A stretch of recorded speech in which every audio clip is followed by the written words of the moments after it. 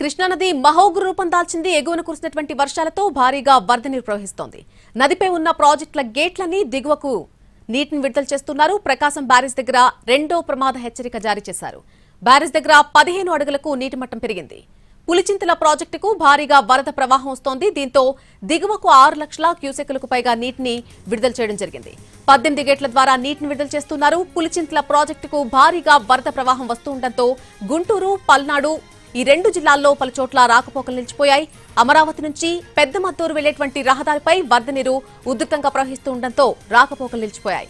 కృష్ణానది పరివాహక ప్రాంతంతో పాటు దిగువ కృష్ణానది ప్రాంతాలైన అమరావతి, వైకుంఠపురం, పెద్దమద్దూరు ఈ గ్రామాల్లో పంట పొలాల్లోకి నీరు చేరుకుంది. దీంతో పంట పొలాలన్నీ కూడా నీట మునిగిపోయాయి. దాచేపల్లి మండలం రామాపురంలో మత్స్యకారుల కాలనీ ముంపు గురైంది. దీంతో మత్స్యకారులను పునరావాస కేంద్రాలకు తరలించారు.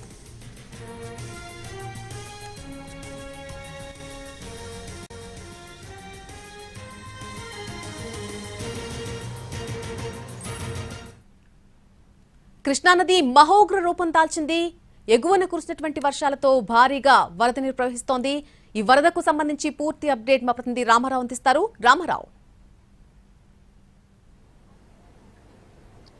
నల్లి కృష్ణానదికి భారీ స్థాయిలో వరద నీరు వచ్చి చేరుతుంది. నాగార్జున సాగర్ నుంచి 26 క్రస్ట్ గేట్ల ద్వారా కూడా నీటిని విడుదల చేస్తున్నారు. సో దిగువ కృష్ణానదికి చూసుకున్నట్లయితే పులిచింతల ప్రాజెక్టులో 18 గేట్ల ద్వారా దిగువకి 6 లక్షలకు పైగా క్యూసెక్కుల నీటిని విడుదల చేస్తున్నటువంటి పరిస్థితి ఉంది. దీంతో కృష్ణా పరివాహక ప్రాంతం ఏదైతే ఉందో పరివాహక ప్రాంతంలో ఇప్పటికే రెండో ప్రమాద హెచ్చరిక కూడా జారీ చేసినటువంటి పరిస్థితి ఉంది. కృష్ణానదికి ఇప్పటికే 6 లక్షల క్యూసెక్కులకు పైగా వరద నీరుని దిగువకు విడుదల చేస్తున్న నేపథ్యంలోనే చాలా ప్రాంతాల్లో తీర ప్రాంతాల్లో చూసుకున్నట్లయితే లోతట్టు ప్రాంతాలన్నీ కూడా జలమయమైనటువంటి పరిస్థితి అయితే కనిపిస్తుంది. చాలా చోట్ల ప్రధానంగా చూసుకున్నట్లయితే పల్నాడు జిల్లాలో దాచేపల్లి మండలం రామాపురంలో ఇప్పటికే మత్స్యకారుల కాలనీ పూర్తిగా నీట మునిగినటువంటి పరిస్థితి. సో దీంతో అక్కడ అధికారులు మత్స్యకారుల కాలనీ మొత్తం కూడా కంప్లీట్ గా ఖాళీ చేపించారు. అక్కడ ఉన్నటువంటి మత్స్యకారులందరినీ కూడా పునరావాస కేంద్రాలకు తరలించినటువంటి పరిస్థితి. అలాగనే పెదకూరపాడు నియోజకవర్గంలో అచ్చంపేట, చల్లగరిగా ఇలాగ చాలా ప్రాంతాల్లో కూడా పూర్తిగా ఈ కృష్ణానది ప్రవాహంతో వరద నీరు వచ్చి చేరడంతో చాలా చోట్ల పంట నీట మునిగినటువంటి పరిస్థితి ఉంది. అలాగనే అమరావతి మండలం ప్రస్తుతం మనం విజువల్స్ లో చూడొచ్చు. అమరావతి మండలం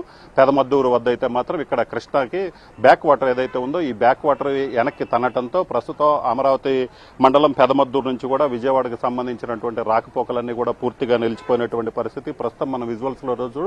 ఇదైతే మామూలుగా యాక్చువల్ గా రెగ్యులర్ గా ఇక్కడి నుంచి రాకపోకలు కొనసాగిస్తారు. ప్రస్తుతం అయితే మాత్రం ఈ రహదారి మీద సుమారు 5-6 అడుగుల మేర నీరు ప్రవహిస్తున్నటువంటి పరిస్థితి ఉంది. దీంతో ఈ ప్రాంతంలో పూర్తిగా రాకపోకలన్నీ నిలిచిపోయాయి. అలాగనే ప్రకాశం బ్యారేజీ నుంచి కూడా చూసుకున్నట్లయితే ప్రకాశం బ్యారేజీ నుంచి కూడా మొత్తం 6 లక్షల క్యూసెక్కులు పైగా దిగువ నీటిని విడుదల చేస్తున్న నేపథ్యంలోనే అధికారులు కూడా అలర్ట్ అయ్యారు. ఇప్పటికే కలెక్టర్ తమీం అన్సారియా కూడా తుళ్లూరు ప్రాంతంలో పర్యటించారు. ప్రాంతంలో వరద ఉధృతి మరింత పెరిగే అవకాశం ఉంది. సో అందరూ కూడా సురక్షిత ప్రాంతాలకు వెళ్లాలి, పునరావాస కేంద్రాలకు వెళ్లాలని కూడా సూచించినటువంటి పరిస్థితి ఉంది. మరోవైపు బాపట్ల జిల్లాకు సంబంధించి ఏదైతే కృష్ణా తీర ప్రాంతంలో ఉన్నటువంటి తెనాలి, వేమూరు అలాగనే రేపల్ల ఈ 3 నియోజకవర్గాలకు సంబంధించి కృష్ణా కరకట్ట సమీపంలోనే ఏదైతే లంక గ్రామాలు ఉంటాయి సో ఈ లంక గ్రామాలకు సంబంధించి కూడా అధికారులు అలర్ట్ చేయడం జరిగింది. మరింత ప్రవాహం పెరిగినట్లయితే ఏదైతే కృష్ణానదికి దిగువకు నీటి విడుదల పెరిగినట్లయితే అన్ని జాగ్రత్తలు తీసుకోవడానికి అధికారులు కూడా ఏర్పాట్లు చేశారు. అలాగే పునరావాస కేంద్రాలు కావచ్చు, సహాయక చర్యలకు సంబంధించి కావచ్చు అన్ని ఏర్పాట్లు కూడా చేయడం జరిగింది. ఎక్కడ ఎటువంటి ఇబ్బంది లేకుండా, ఎందుకంటే ప్రస్తుతానికైతే లంక గ్రామాలకు ఎటువంటి ఇబ్బంది లేనప్పటికీ కూడా మరింత ప్రవాహం పెరిగినట్లయితే మాత్రం సో లంక గ్రామాలకి కొంత నీరైతే లంక గ్రామాల్లోకి వచ్చే అవకాశం ఉందని అధికారులు భావిస్తున్నారు. సో దీంతో కృష్ణానది ప్రవాహం ఏ మేర పెరుగుతుందనే దాని మీద పూర్తిగా వాళ్ళు అబ్జర్వేషన్ లో ఉన్నారు.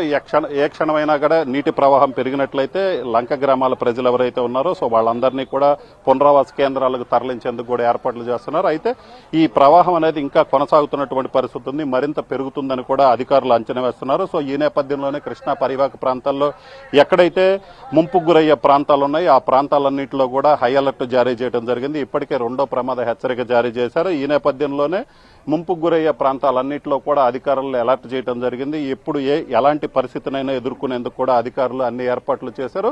దీంతో పాటు చూసుకున్నట్లయితే పునరావాస కేంద్రాలు, ఎందుకంటే మరింత వరద ప్రవాహం పెరుగుతుంది అనే ఒక సమాచారం అయితే అధికారులకు ఉన్న నేపథ్యంలో ముందస్తుగానే పునరావాస కేంద్రాలు కూడా ఏర్పాటు చేశారు. ఎప్పుడైనా వరద ప్రవాహం పెరిగితే వెంటనే ఆ గ్రామాల్లో ఉన్నటువంటి ఏదైతే ముంపు గ్రామాల్లో ఉన్నటువంటి ప్రజలందరినీ కూడా ఖాళీ చేయించేసి పునరావాస కేంద్రాలకు కూడా తరలించేందుకు కూడా అన్ని ఏర్పాట్లు చేశారు. అలాగనే ఇప్పటికే ఏదైతే లంక గ్రామాల ప్రజలు కావచ్చు, అలాగనే కృష్ణా పరివాహక ప్రాంతంలో ఉన్నటువంటి ప్రజలకు సంబంధించి కావచ్చు, వాళ్ళందరికీ కూడా ఇప్పటికే అధికారులు స్పష్టమైన ఆదేశాలు ఇవ్వడం జరిగింది.